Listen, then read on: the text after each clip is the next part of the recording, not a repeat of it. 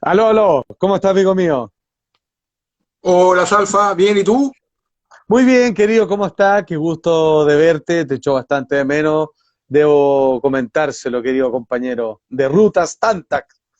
Igualmente, amigo mío, Bueno, igualmente. déjeme Gusto de darle la estar contigo. igualmente, compadre.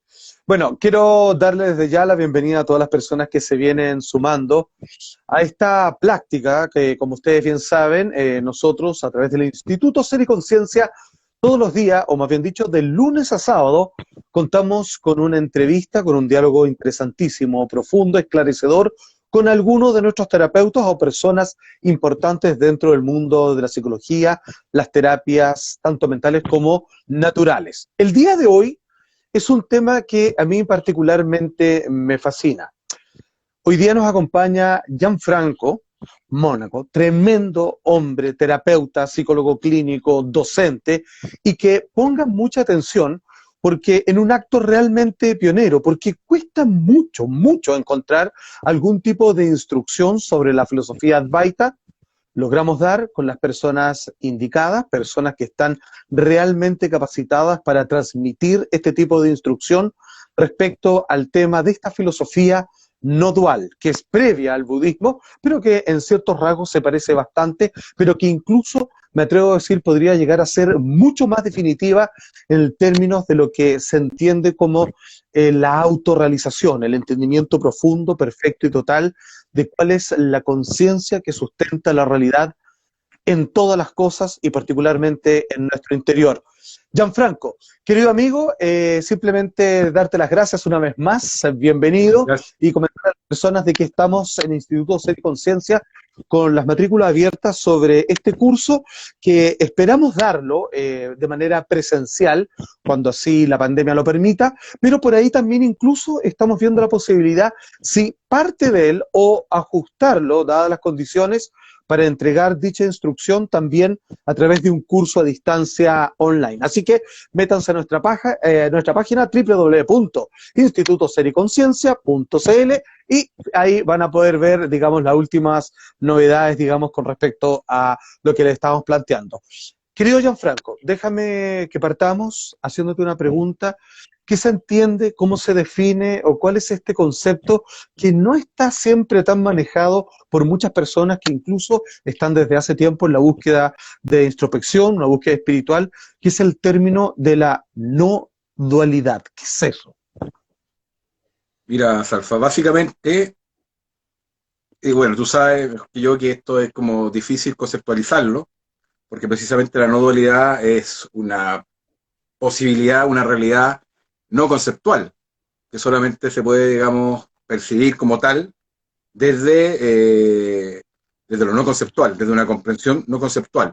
Pero bueno, se ha intentado, como en con todas las experiencias que están más allá del razonamiento, de la posibilidad de conceptualizar, ha hecho, intentado atisbos, elaboraciones conceptuales, modelos, filosofía, etcétera, que han tratado de elaborar, de articular teóricamente, conceptualmente, a través del lenguaje, hasta donde se pueda, porque está a ¿Mm? través de el arte sagrado, a través de la poesía, etcétera, ¿no?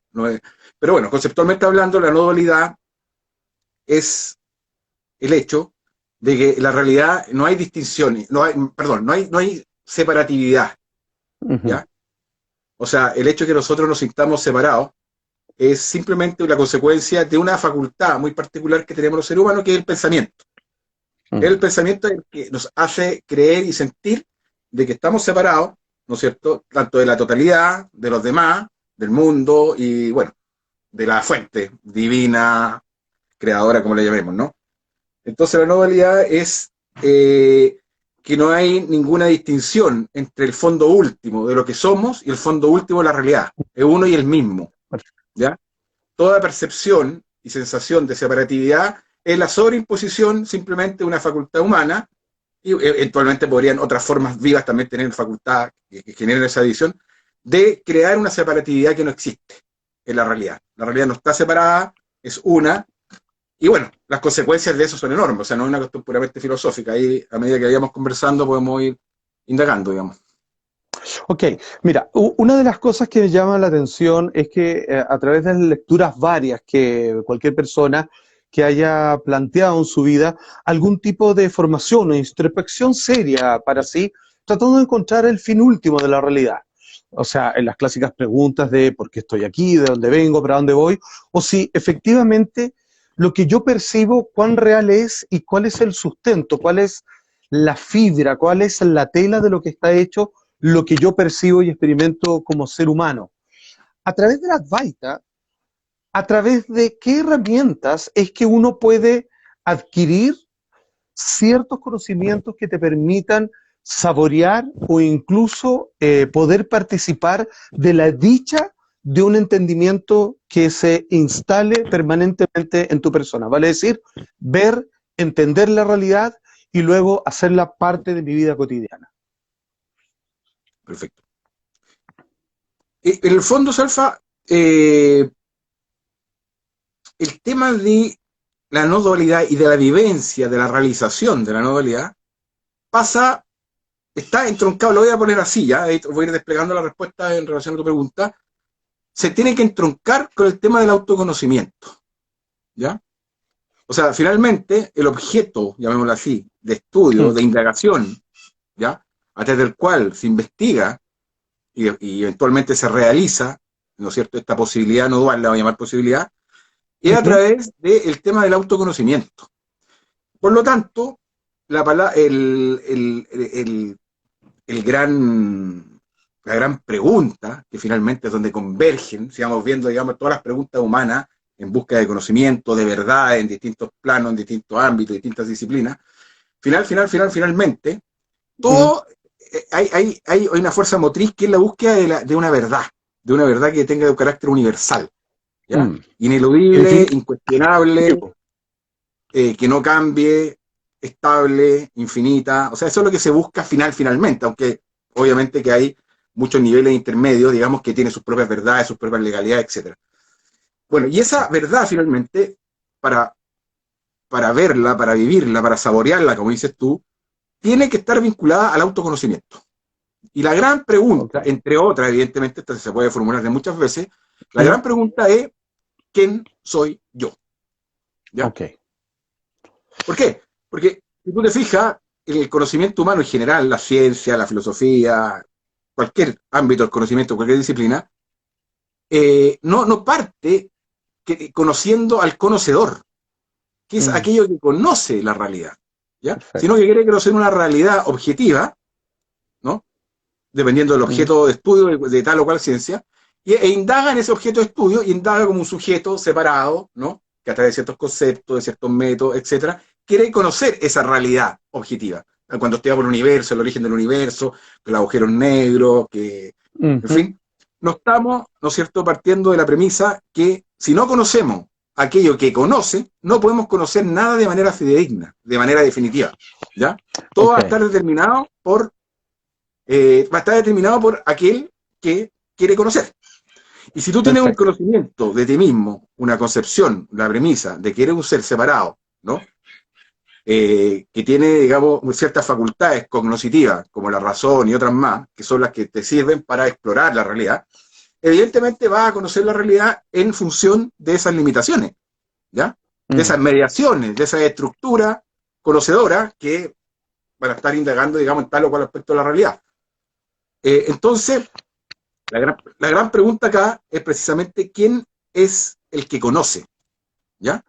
Y cuál es la naturaleza de aquel que conoce, ¿ya? Perfecto. El que conoce es finito, comparte las limitaciones, las características de todo otro tipo de objeto posible, eventualmente posible de conocer, o el que conoce posiblemente, ¿no es cierto?,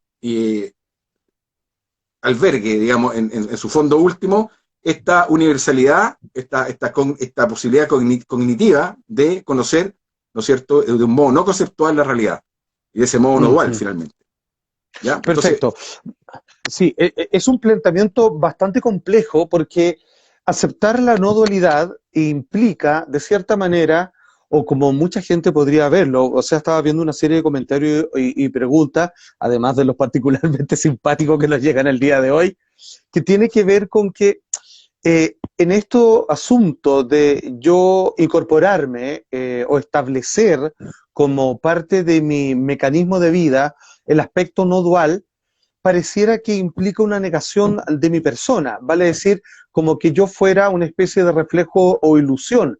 Y por otro lado, se complejiza esto más porque se separa, si lo queremos colocar dentro de la área de las religiones, en donde la gran mayoría de los estamentos religiosos buscan adorar un ser superior cuando esto nos dice que no hay ninguna diferencia entre esta máxima conciencia y tú. ¿Cómo uno puede, de alguna manera, quitarse ese software, quitarse no solo esa formación cultural, sino que me atrevo a decir, a ese vínculo instintivo que todos tenemos de sentirse alguien y no otro, y que más encima que me digan, somos todos parte de una misma inteligencia? Claro, es que aquí está el tema, Salfa, que la no dualidad no es un monismo, ¿no? Homogéneo, donde existe una sola cosa en términos identitarios, y que eso por sí mismo anula las diferencias, anula la multiplicidad, anula la diferenciación de todas las formas de vida, de todas las expresiones de vida, ¿no? Primero, le voy a llamar dimensión, porque no es una dimensión, es adimensional, ¿no? Pero claro, la vamos a llamar así por el lenguaje para no entrar en tantas sofisticaciones. Lo no dual es el fundamento de toda la multiplicidad, de todas las expresiones. Entonces, primera cosa, que no desdibuja las expresiones, ¿ya? En el fondo, hay una máxima muy bonita que es todo distinto, pero nada está separado. ¿Ya? Entiendo. Ok. Entonces, en ese sentido, la multiplicidad, ¿no es cierto? En primera instancia, el énfasis que le dan muchos enfoques no duales, no todos, pero los más radicales, en claro, como dices tú, en mostrar al ser humano como un reflejo, como que somos una ilusión, etcétera. Claro, eso es para radicalizar un poco y tiene un fin pedagógico para poder resaltar y conducir con una radicalidad más o menos potente, para poder orientar e indicar de esa manera radical el que la persona se adentre y pueda, ¿no es cierto?, percibir y concebir esa posibilidad, ¿ya? Pero cuando se va indagando, hay matices, hay que ir vinculando un montón de temas, ¿no es cierto?, al tema de lo no dual, y finalmente se ve que lo no dual es totalmente inclusivo, respeta todas las legalidades, ¿ya? Lo que pasa es que cuando se habla de que todo es una ilusión, no significa que no exista. Lo que pasa es que no existe independientemente de su fundamento no dual. ¿Ya? Ok, perfecto. Claro, exacto. No existe independiente de, ¿ya? Pero no es que no exista. Lo ilusorio en el fondo significa que las cosas no son lo que parecen ser, pero tampoco se le establece una categoría de que no exista, que sea una ilusión en el sentido de que algo que no tiene ningún grado de existencia. La tiene, o sea, sí, pero no son independientes de su fundamento, claro. Exacto, porque de hecho se experimentan, de eso se trata. Es como que la experiencia, decían por ahí, es esta conciencia universal más un objeto. Genera esta ilusión de separación para poder precisamente experimentarla. De una manera más sencilla, algunos hablan que es la diferencia que hay que hacer entre una pantalla de cine, en donde la pantalla es lo real, es lo que está siempre y que permite cualquier cosa, y que se le proyecte una imagen encima.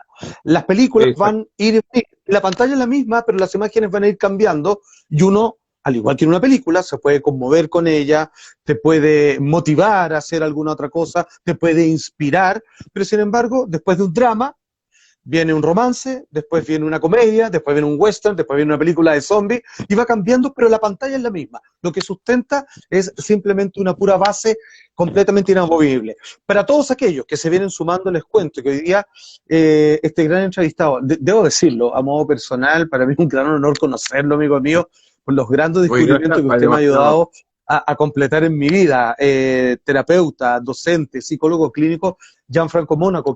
¿Por qué estamos conversando esto el día de hoy? Que quizás es una palabra que para todo buscador espiritual no siempre está dentro de su glosario, que es el Advaita, o no dos, o la no dualidad, que está incluido en varias religiones, incluso la del budismo, con algunas diferencias con respecto a la deidad en particular.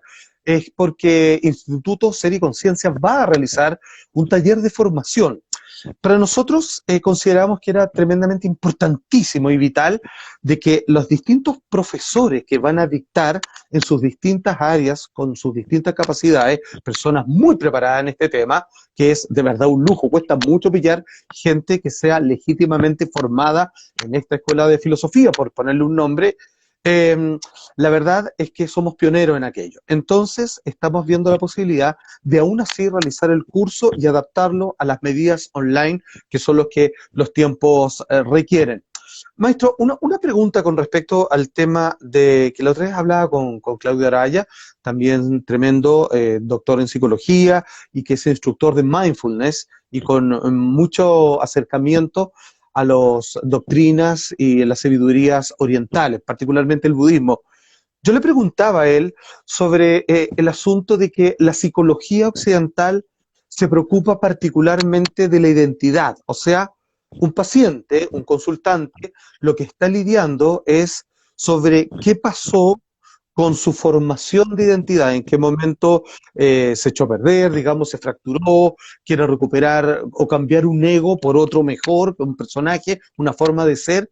Y el Advaita plantea de que quizás ahí no está la solución, simplemente es vestir o tapar una armadura con otra máscara y una mejor, pero una máscara finalmente, cuando en realidad la solución, la puerta de salida y el entendimiento, la paz, la tranquilidad interna permanente, estás en que tú vayas a tocar directamente a la puerta con la realidad última, que es lo que sostiene todo.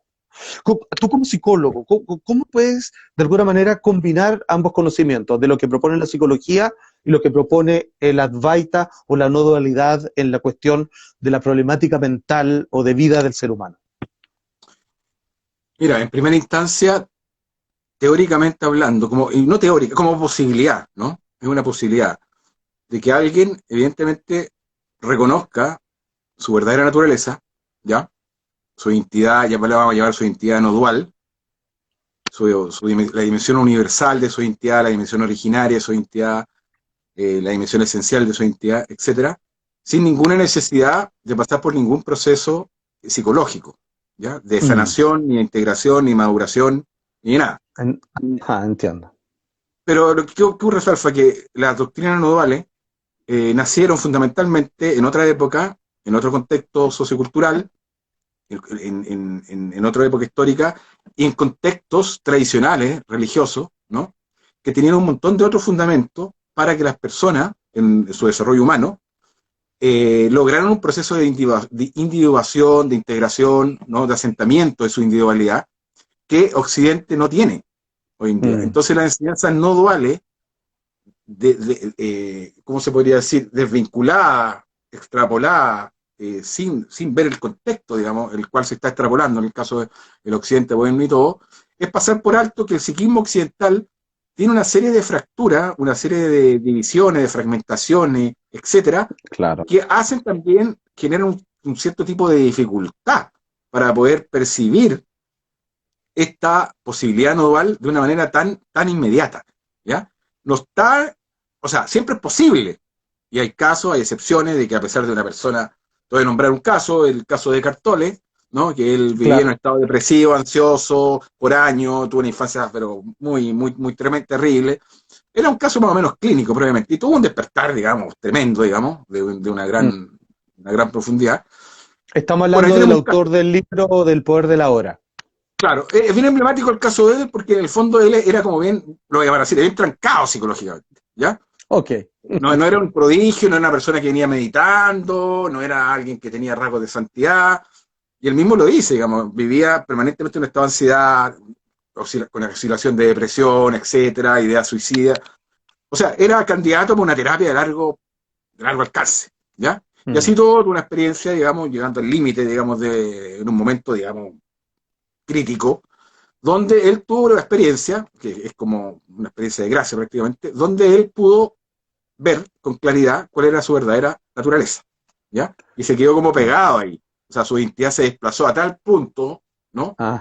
Una estabilidad tal, donde no volvió, no fue una experiencia cumbre ocasional, donde después volvió, él se quedó ahí un poco y posteriormente obviamente tuvo que estabilizarla, tuvo que hacer algunos ajustes por acá, por allá, pero no hubo oscilación, no hubo retroceso. Pero es un caso muy, muy excepcional.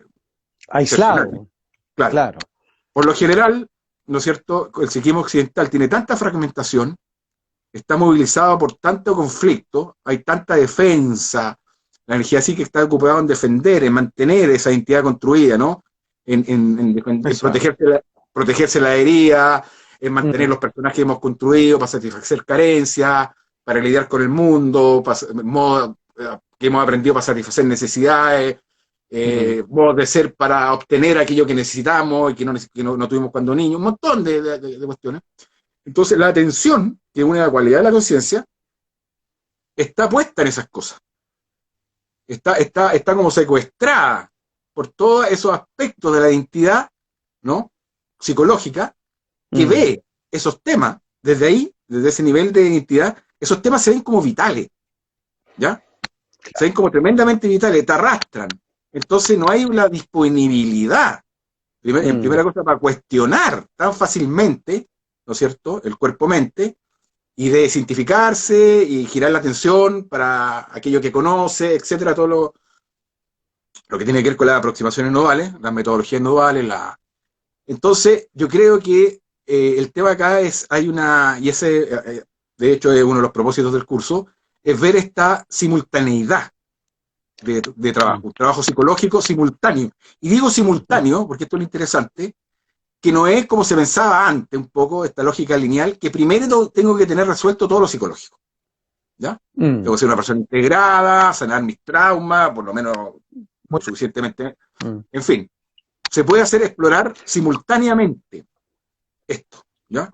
Y una cosa va a favorecer, digamos, el otro plano. O sea, si tú tienes ciertos vislumbres nodales, eso va a ir flexibilizando la conciencia de alguna manera para que tenga la capacidad para relacionarse con la experiencia de una manera menos identificada, para no darle una calidad de absoluto a la experiencia, para saber que no se te va la vida, para saber que tú no eres ese personaje, ese trauma, que sin esa necesidad no satisfecha no te va a morir, etc.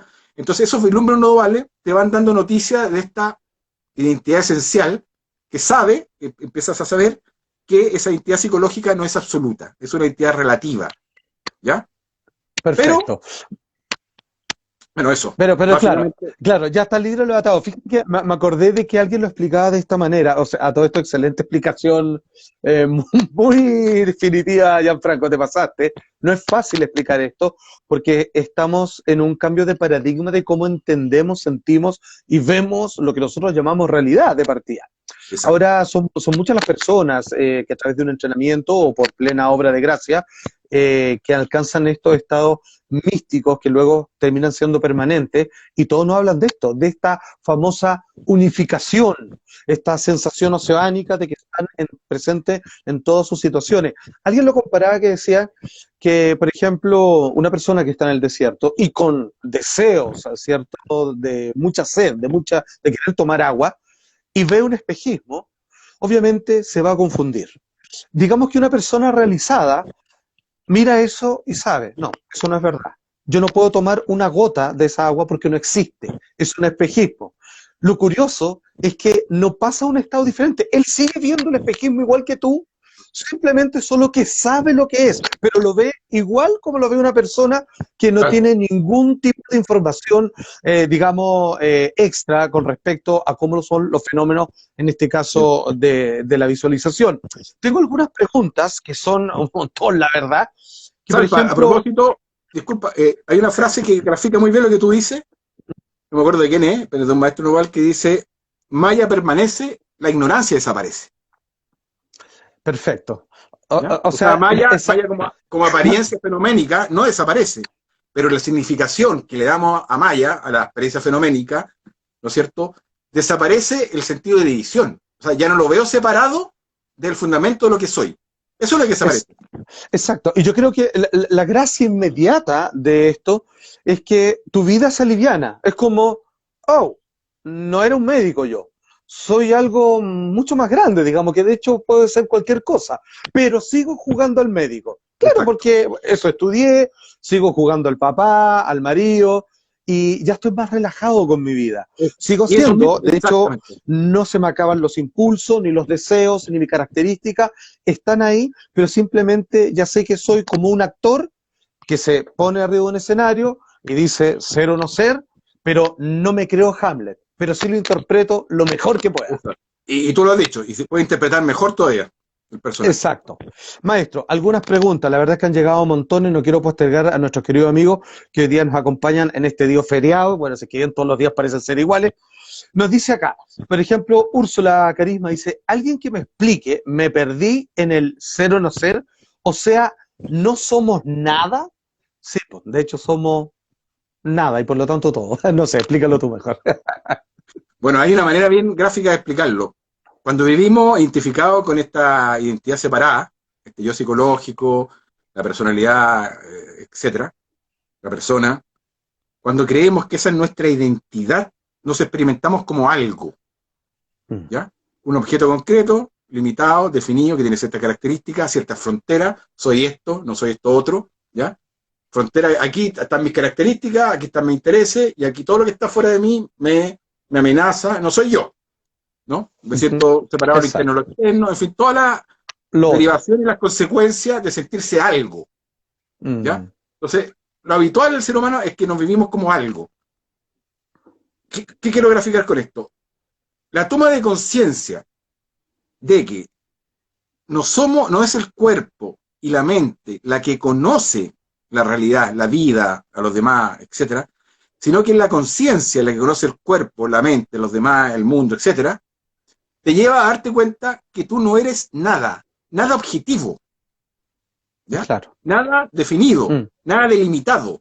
Eres aquello que conoce todos los objetos que aparecen, incluyendo tu cuerpo, tu mente, tus emociones, tu pasado, tu historia. Como decías tú, eso no desaparece, tiene su lugar, pero tú te sabes que no eres algo, no te define, no te limita, ni te derivas, ¿no es cierto?, de nada. Por eso eres nada. Mm. ¿Ya? No es que sea una nada, una Perfecto. esencia, ¿no es cierto?, inconsciente, al contrario, esta nada es plena, es purna, como le llaman en la India, que es una nada Mm. viva, una nada consciente, una nada plena. Mm. Nada se refiere a que no está Mm. limitado por ningún objeto, ya sea Exacto. pensamiento, percepción, emoción, por eso es nada.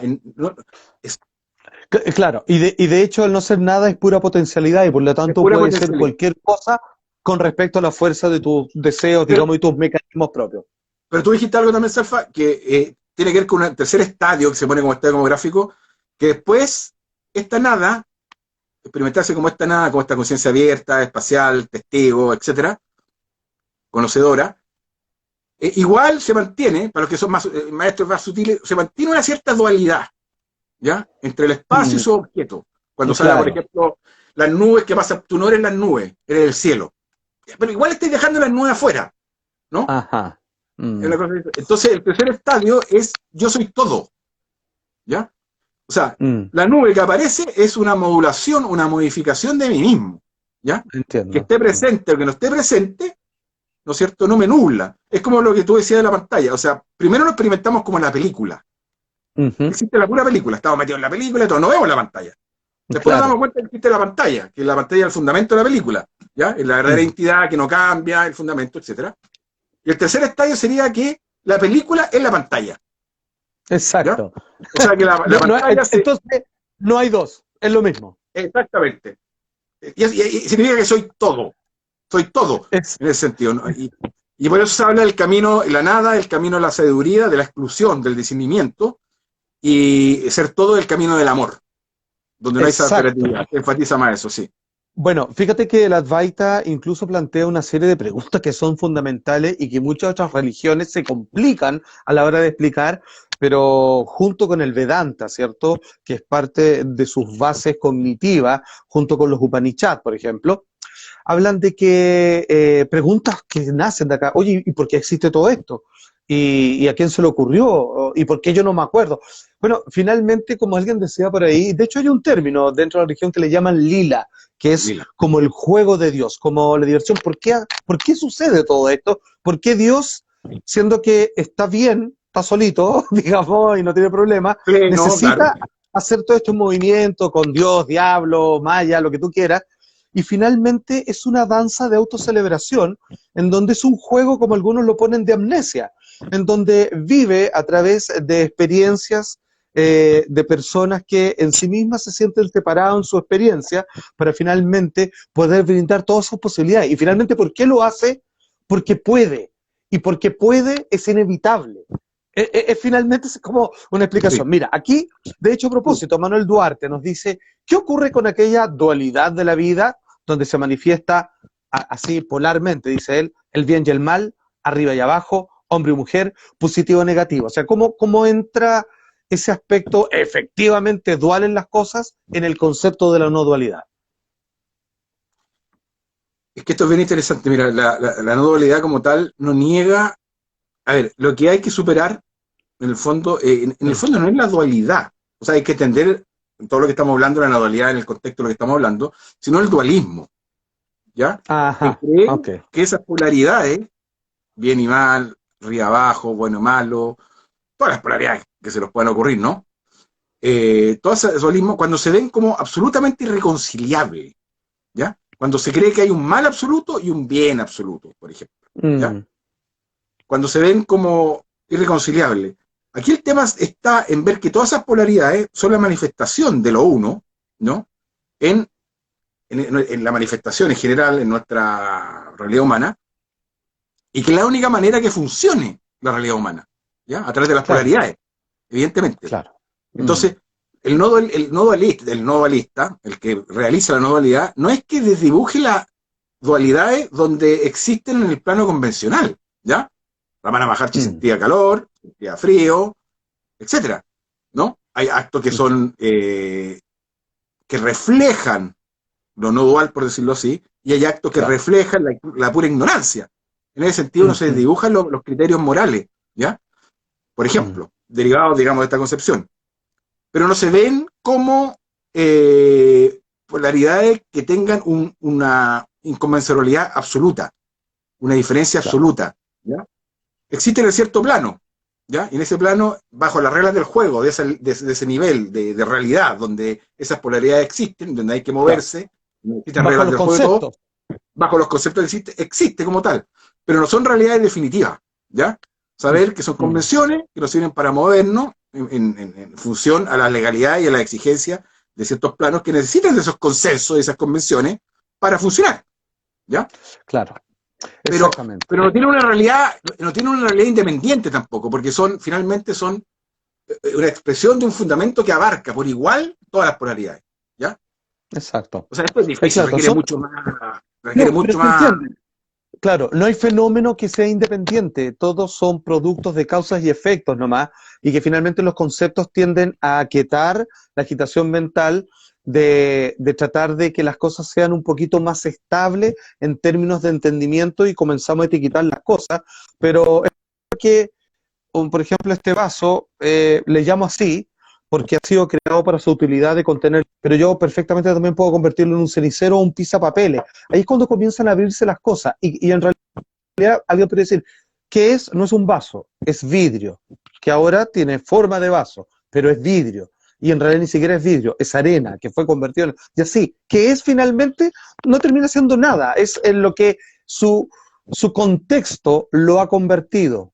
Pero en realidad esto no es un vaso. Lo divertido es que como vivo en esta vida, ok, lo entiendo, estamos claros, tienes razón, ahora permiso, voy a usar este vaso. Ya nos quedó claro, pero puedo usarlo como vaso. Y no hay problema y ahí no hay ningún conflicto. Es un temazo porque se habla mucho en el Advaita del tema del Nama Rupa, el nombre y la forma. Y la analogía que Mm, ocupan es que la conciencia es oro, ¿ya? Y que todas las claro. manifestaciones, todas las distintas formas, un anillo, un collar, un aro, ¿no? Son una forma Mm, que le damos un nombre de una sustancia que es el oro, ¿no? ujú, Que está presente en todas las formas y en todos los nombres. Entonces, ¿por qué se ocurre eso?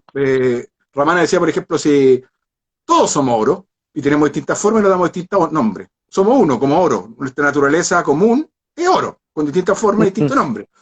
Pero para funcionar, evidentemente yo no te puedo decir, oye, oro, ¿llamaste al oro? No, pues te digo, oye, exacto, Salpa, ¿llamaste al Claudio? ¿Ya? exacto. Y tengo una forma que el pensamiento me permite, digamos, para adaptarme, para funcionar en este plano, darle una forma y un nombre a las distintas expresiones. El problema es que perdemos de vista el fundamento de esas expresiones, que es la misma, ¿ya? No hay dos oros. Es un solo oro que se expresa en múltiples formas y en múltiples nombres, pero tenemos que darle ese nombre, esa forma, para poder funcionar en el plano múltiple.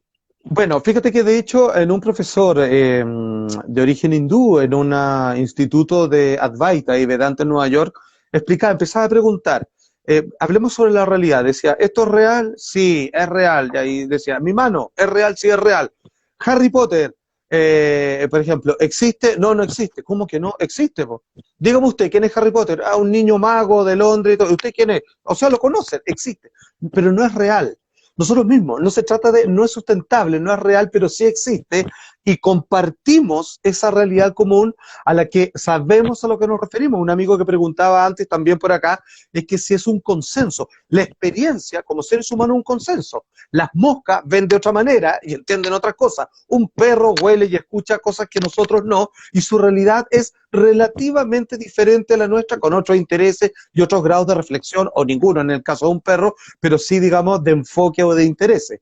Entonces, ¿son reales? Ninguna, pero existen, por supuesto que existen, y nos manejamos con lo que entendemos que existimos, pero que confundimos que es real. Atención con lo siguiente, esto es muy interesante a usted, que es el psicólogo además.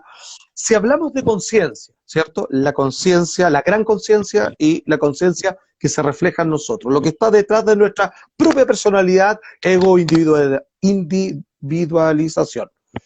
¿Qué pasa con el inconsciente? ¿Dónde queda? ¿Qué hacemos con la no dualidad y el inconsciente?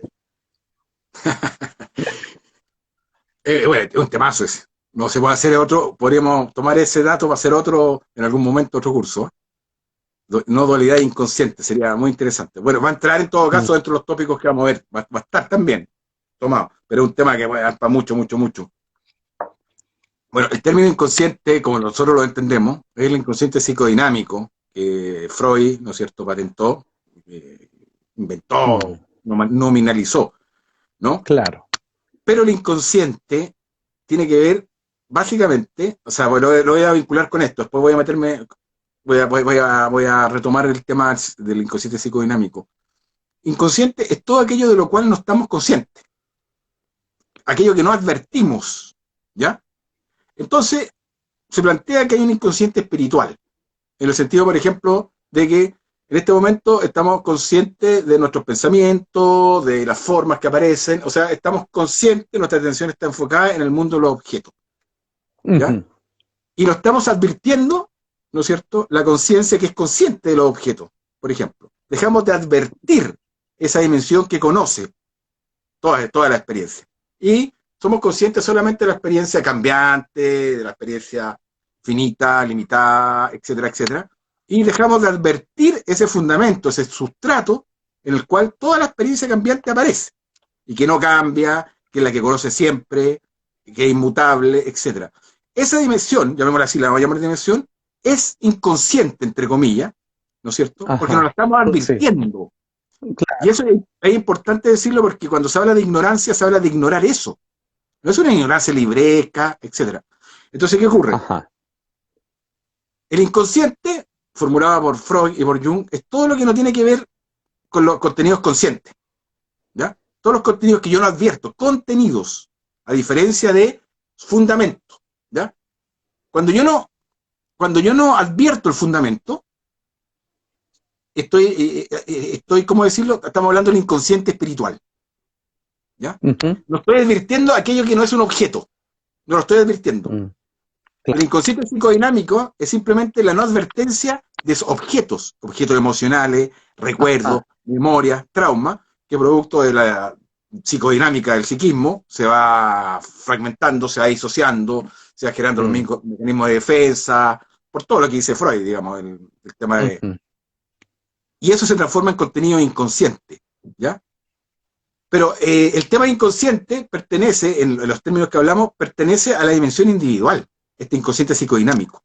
Perfecto, al ir haciéndote consciente de contenido, de conducta, de recuerdo, de herida, de potenciales incluso, que quedaron relegados, quedaron disociados, y tú en la terapia o en la vida misma ¿no es cierto? Se va relajando el mecanismo de censura, los mecanismos de defensa, y van emergiendo a la conciencia, se empiezan a advertir contenido, objetos de la conciencia Ujú. individual y colectiva incluso, y uno dice, Claro. soy consciente del inconsciente, pero Ok. el inconsciente entonces tiene su valor, está ahí, ¿no es cierto?, como un elemento constitutivo de nuestro funcionamiento individual, tanto el Ujú. inconsciente colectivo como el inconsciente personal, está ahí. Son contenidos, ¿no es cierto?, que el psiquismo ha disociado por distintas razones y que incluso una terapia o la vida misma tú lo vas, ¿no es cierto?, integrando, lo vas reincorporando, los vas, en fin. Pero son objetos de conciencia que tú los vas integrando en tu personalidad, ¿ya? Ujú. Claro. Entonces, De hecho, desde el punto de vista de la Advaita, en realidad el inconsciente, entre tantas otras cosas, es otra función más de la mente. de la O mente, sea, exacto. o sea, acabamos de hilar más finito dentro de las muchas cosas que hace nuestra mente, entre eso, que probablemente la más peligrosa, es identificarnos con ella, en vez de ocuparla como un instrumento para el proceso de experimentación, digamos, de la allá afuera o de la dualidad. La Exacto. verdad es que terminamos pensando que somos nuestros pensamientos y ahí se genera un gran problema. Pero podríamos estar hablando del inconsciente, de las emociones, percepciones, etcétera, pero son finalmente infinitas funciones de una sola cosa, que es la mente nomás, y Exacto. que es el mundo dual, que no tiene que ver con la conciencia grande, Exactamente. inmutable y que es testigo de todo nada más. Mira, aquí es alfa, sería bueno hacer una distinción ¿Mm? entre lo que es subconsciente, consciente y supraconsciente, Ujú. ¿ya? El supraconsciente, que es una manera de graficar simplemente que esa dimensión espiritual, no individual, ¿no? Sería también inconsciente, ¿no? Claro. Para el nivel de Sí, po. vigilia consciente y todo, ¿ya? Pero se hace la Claro. distinción para no meter todo, digamos, como... Y lo otro interesante es una analogía. Imagínate que tú eres una casa, ¿ya? Que está diseñada, constituida, que tiene tales piezas, tales baños, bodega, cosas a guardar en la bodega. Esa es tu Mm. individualidad, tu forma, ¿ya? Y en esa casa ocurrió una historia, tiene ciertas Claro. características, cierta altura, etcétera. Ya, análogamente, simbolicemos como que la casa fuera un ser humano, una persona. El inconsciente sería las cosas, los contenidos que tú has metido en la bodega, en el sótano, en el subterráneo, en el closet, ¿ya? Que no están visibles, que se han perdido de Mm. vista dentro de tu forma humana, analogizándolo con la casa, y en el proceso de descubrimiento tú vas limpiando esa casa, vas sacando las Mm. cosas que están en el subterráneo, etcétera, vas haciendo visible todos los elementos que constituyen esa forma que es la casa y que es tu individualidad. Pero ¿cuál es tu Perfecto. naturaleza? Tu naturaleza Ajá. es el espacio de la casa. Ese Donde espacio caben todas nunca es estas cosas. inconsciente, donde caben todas estas Claro. cosas. Entonces tú vas a darte cuenta de ese espacio que eres, ¿ya? Que es el fundamento de acá, porque la casa la construyeron, tiene una historia, tiene contenido, tiene muebles, tiene todo, pero en algún momento la van a botar, no existieron en cierto momento, no va a existir de aquí en adelante, en un tiempo más, qué sé yo, pero el espacio en el cual tú habitabas, ese espacio desaparece cuando desaparece la casa, Ajá. no No, desaparece. no es Esa es la permanente. dimensión, y esa es la dimensión no dual de la identidad. Entonces Ya. tú no tienes que hacerte consciente de todas las cosas de la casa para darte cuenta que eres el espacio. O sea, en ese sentido, Maravilloso. otro mito que había de creer que todo hay que hacerlo consciente primero y que hay una dimensión, un objeto espiritual que está recóndito en ese inconsciente que lo vamos a descubrir, no, no va por ahí, ¿no? Por eso es tan No. evidente, por eso esta conciencia es autoevidente, no tiene que ver con eso.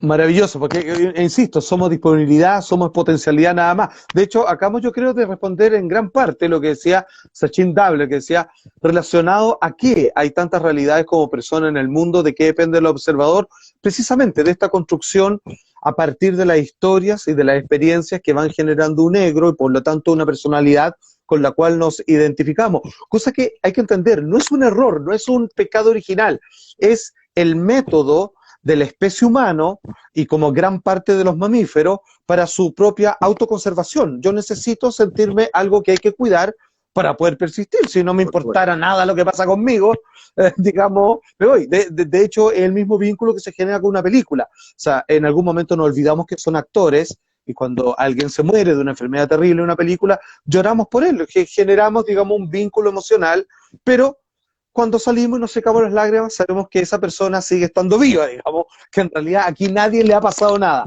Es por eso que es cuando el Buda habla de eso del el término despertar. Lo de despertar no es una palabra al azar, es como un sueño. Cuando nosotros estamos soñando, no sabemos que estamos soñando y nos vemos afectados y nos comportamos y reaccionamos igual como si estuviéramos en estado despierto frente a los sucesos que nos ocurren en el sueño.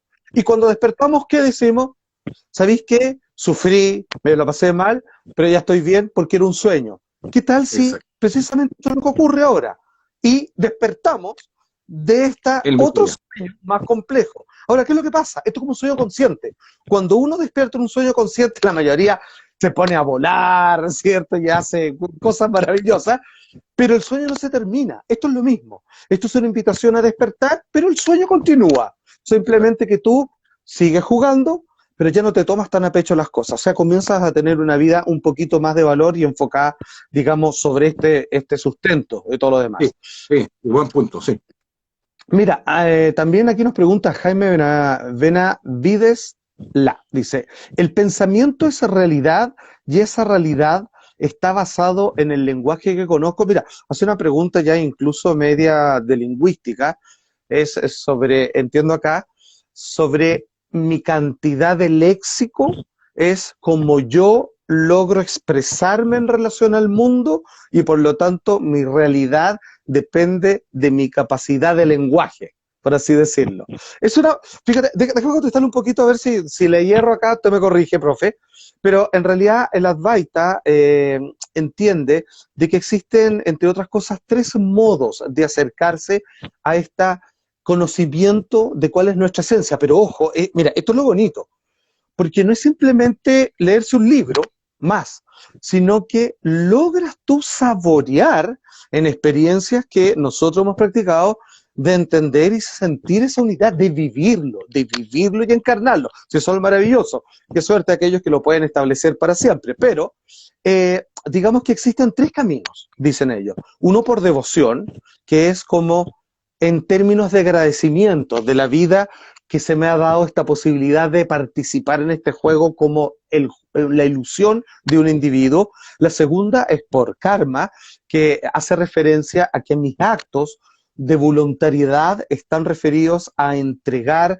y a devolver, digamos, todas mis capacidades en pro de los demás, entendiéndolos que no hay dos y que cuando sirvo a los que más necesitan, también obviamente hay un servicio generalizado, incluido yo. Y el tercero es otro, para personas que tienen un carácter más intelectual, que es entenderlo a través del intelecto. Entonces, finalmente, contestando esa pregunta, las personas que están, como en el caso de esta persona, sobre el lenguaje, a ella le serviría quizás más eso, que a través de su capacidad cognitiva llevada al lenguaje, de cómo entiendo, cómo hablo, y según lo que he leído y he estructurado mi capacidad idiomática, es que he enriquecido mi visión y mi entendimiento de afuera, es que puedes dar en el clavo y lograr esta conexión con esta totalidad que te ofrece la Advaita. ¿Está bien lo que Muy dije, buena. profe? Sí, en mi opinión, mejor dicho, no puede haber sido. Bien. Ya, muchas gracias. Sí, no. Mira, Bueno, a ver, finalmente, aquí también alguien nos dice lo siguiente. Em, Decía, Descartes, ¿es cierto? Cometió el primer error fundamental al postular, primero pienso, luego existo. Muy interesante, es verdad. Sí, porque hay que existir primero y después se piensa. De hecho, siempre Advaita habla de que cada vez que uno se va a dormir, sin sueño, en sueño profundo, ¿usted le ha pasado que van a dormir y no sueñan nada? Y es como que al cerrar los ojos, de repente lo abrieron el otro día, y uno lo abre y vienen de la nada misma, porque no pasaron por una experiencia de vida, una experiencia de sueño, y luego continúa la vida y dice, oh, estaba soñando, pero continúo. Es como que me cambié de un canal a otro, pero nunca apagué la tele. Que se le apague la tele, literalmente, y uno abre los ojos, el mundo vuelve a ser creado por ti, porque lo ves, y ¿qué pasa? Reconoces tus piezas, tus muebles, y comienza todo a generarse dentro, y empieza como un Big Bang dentro de ti. Entonces, muy interesantes los comentarios que nos dicen, y con respecto al pensamiento. Y en realidad, hay que existir primero, seamos reales o no, o sea, lo que Albaita nos tiene es que no, simplemente somos una forma pasajero, que de hecho cambia cada rato, y eso estamos todos de acuerdo, que percibe y que según lo externalizado, uno reacciona de distintas maneras como un oleaje. ¿Cuál es la gracia del Advaita? Que te dice, detrás de ese oleaje hay un océano infinito que siempre está calmo y que eso efectivamente es lo que podrías llamar que eres tú y siempre puedes recurrir a él cuando en momentos de tormenta, porque detrás de estas olas siempre está la calma absoluta, impenetrable, como se dice en el Tao, que no es mencionable, no es o sea, si tú dijiste que lo viste, no es. Si lo pudiste nombrar, no es. Es algo que está y escapa, a propósito de otra persona, escapa del lenguaje, escapa de la experiencia porque no es un objeto, es simplemente lo que sostiene todo, es la pantalla, no la Sí, película. sí, sí. Y dicho sea de paso también, agregando algo a eso, Salfa, es que hablan de que es la experiencia más, y esto es lo más paradójico, ¿no? Es la experiencia más familiar que hay, más ordinaria, Permiso. más familiar. Sí. Ujú. Exacto, de hecho todas las religiones, incluso las cristianas, tienen un aspecto, digamos, que tiene que ver con la no dualidad y todas llegan a esta conexión profunda de estos encuentros que son completamente absolutistas, llenadores y donde no cabe ninguna duda con respecto a lo que ahí se ha vivido. Maestro, mira, debo decir, aunque tú no lo creas, querido amigo, nuestro programa, que generalmente dura 45 minutos, ya pasó de los 50 y esto dura No, una hora y se corta. No, si estuvimos hablando prácticamente una hora, entonces déjame no decirlo. te puedo creer, güey. Estuvo con nosotros, y por favor que se repita, nuestro gran docente, terapeuta, psicólogo clínico, Gianfranco Mónaco, tremendo amigo personal, un erudito. Yo sé, él se pone colorado acá, pero es una de las personas que más saben de cualquier cantidad de No. ramas de psicología, es uno de los grandes terapeutas de nuestro país, Salfa. y que hoy día obviamente nos No llevó en un no tema le tan creas. complejo con respecto a este taller que vamos a ofrecer, que lo queríamos hacer solamente presencial, pero estamos viendo la posibilidad de llevarlo a cabo incluso a través del programa Zoom, de cierta manera acomodándonos a esa instancia. Les quiero comentar que para mañana, a las 11 de la mañana, porque estas entrevistas que van de lunes a sábado, vamos a estar hablando de ansiedad y neurofeedback con Ana Escobar, terapeuta precisamente en neurofeedback. Y a las 8 de la noche, a las 20 horas, apoyo emocional para niños, con mi gran amigo, director de nuestro instituto, gran amigo entre todos, por supuesto, Claudio Acosta, magíster en psicología. Me gustaría que, por favor, te cedo la palabra, unas palabras al cierre, maestro, de cómo ha sido tu experiencia en particular en la práctica, entendimiento y seguimiento dentro de todo lo que tú sabes, lo que tiene que ver particularmente con el Advaita. Mira, se entronca un poco con lo que quería agregar justamente a tus últimas observaciones, es que el Advaita no es una gran experiencia. O sea, puede ser visto así también. O sea, una experiencia, un hito, pero los vislumbres, pocos vislumbres, los vislumbres muy discretos que yo he tenido, pero que son suficientes para saborear experiencialmente lo que esto es que la experiencia no dual es la esencia de toda experiencia y no una gran experiencia. ¿Ya? O sea, las grandes experiencias pueden existir, la epifanía, grandes experiencias, ciertas experiencias se pueden dar, obviamente, y ocurren muchas veces así, como un hito, una transformación profunda y todo. Pero esto también se puede experimentar, se puede constatar a través de cualquier experiencia. O sea, es la Mm, esencia de cualquier experiencia y no una gran experiencia. Tomándote, conversando, caminando, tú te das cuenta de repente que no hay ninguna experiencia que sea más experiencia y más real que otra. ¿Ya? exacto. Que todas comparten, puede ser más intensa o llamarla más intensa, qué sé yo, más significativa, más profunda, tú le puedes dar esos nombres, esos significados, pero el estricto rigor, todas las experiencias, en el fondo, comparten la esencia que la sostiene a todas. Entonces, a través de cualquier experiencia, tú puedes vislumbrar y darte cuenta de la, entre comillas, dimensión no dual. Eso es muy importante que se tenga en cuenta que no es una super experiencia, una experiencia cumbre, etcétera. De hecho, hay grandes maestros que han reportado su transformación y no son hitos, no son grandes experiencias. ¿Mm? Entonces, eso Es verdad, quería querido. agregar, digamos, que algo muy al alcance y que de hecho lo hemos experimentado todos sin darnos cuenta. Entonces, una de las importancias del curso es algunos conceptos, algunas orientaciones para darse cuenta de repente cuando efectivamente estás saboreando tu naturaleza más profunda de una manera que a veces pasa desapercibida, digamos. Sí. Bueno, vamos a estar comentando si vamos a poder hacer este taller de forma a distancia. Simplemente recordarle, mucha gente está preguntando cómo contactarse con Gianfranco, con este taller en particular. Visiten nuestra página en YouTube, ¿cierto? Nuestro canal Instituto Ser y nuestras redes, @Instituto Ser y Conciencia, tanto para Instagram como Facebook. Y por supuesto nuestro Twitter, @Ser y Conciencia 1. Y nuestra página www.institutosericonciencia.cl. Querido amigo, te mando un fuerte abrazo, espero Igual a vernos ti, muy pronto ha y sido un seguimos gustazo, ¿eh? en este camino. Muchas gracias a Ya, todos por amigazo. participar. Cuídense. Gracias a todos, Chao. muchas gracias. Chao. Chao.